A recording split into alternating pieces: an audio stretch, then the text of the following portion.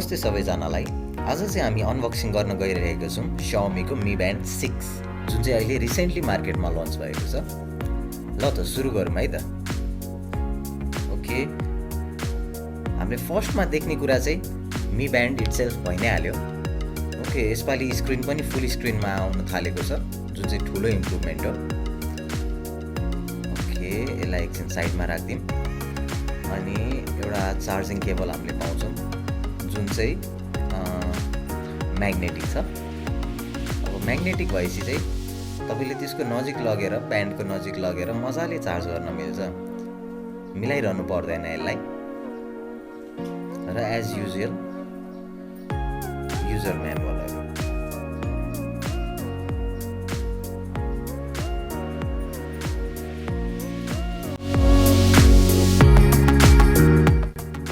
Okay, सुरुमा हजुरले ब्यान्डलाई on गरेर हजुरको फोनमा Mi Fit भन्ने एउटा एप खोलिदिनुस्।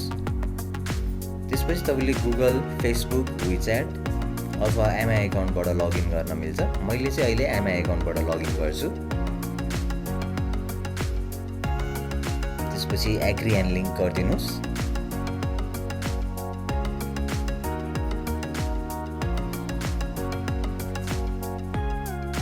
त्यसपछि तपाईँ चाहिँ MI Fit को एपभित्र जान सक्नुहुन्छ र माथि हेर्नुभयो भने चाहिँ एउटा प्लस साइन देख्न सक्नुहुन्छ।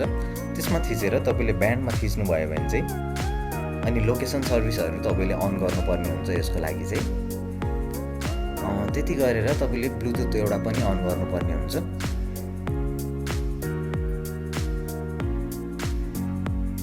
र त्यति गरिसकेपछि तपाईँको ब्यान्ड चाहिँ MI Fit एपले अटोमेटिकली सर्च गर्नेछ र भेटिसकेपछि कन्फर्म अन द ब्यान्ड भनेर एउटा रिक्वेस्ट आउँछ र तपाईँले ब्यान्डमा पेयर भनेर अप्सन थिचिदिनु भयो भने चाहिँ यो पेयरिङ पनि सक्सेसफुल्ली भएर मजाले तपाईँको ब्यान्ड चाहिँ फोनसँग कनेक्ट भइसकेको हुनेछ।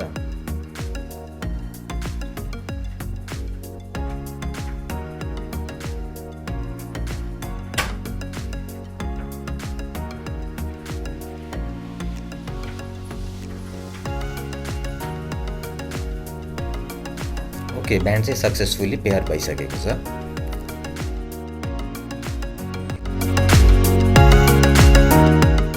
अब चाहिँ हामी कुरा गरौँ MI Band 6 मा भएको फिचरको बारेमा जुन चाहिँ हो SpO2 सेन्सर।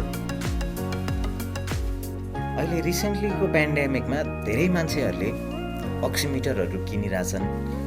अब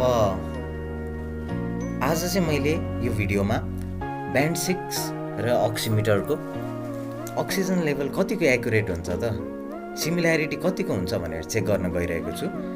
मैले यो किनेको अक्सिमिटर पनि अराउन्ड 3500 देखि 4000 को बिचमा परेको हो।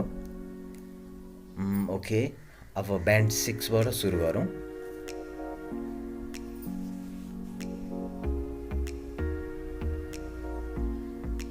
ओके, मैले Band 6 लाएर अब SpO2 सेन्सरमा गएर एकचोटि यसलाई चेक गर्छु।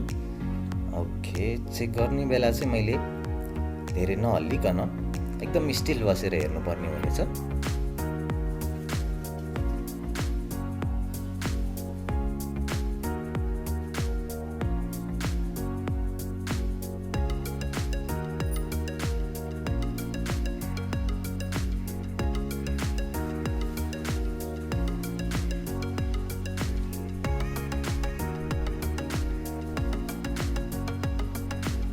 ओके, Band 6 मा मेरो अक्सिजन लेभल चाहिँ 96% देखाएको छ। अब हेरौँ अक्सिमिटरमा कति देखाउँछ।